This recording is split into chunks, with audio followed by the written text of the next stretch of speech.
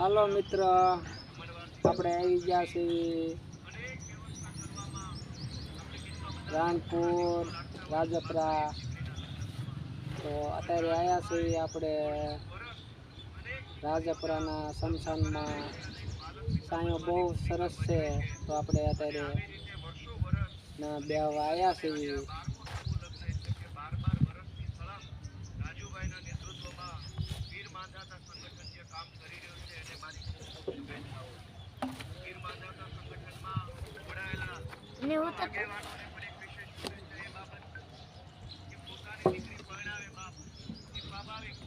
જો તમે આ રાણપુરનું સ્મશાન.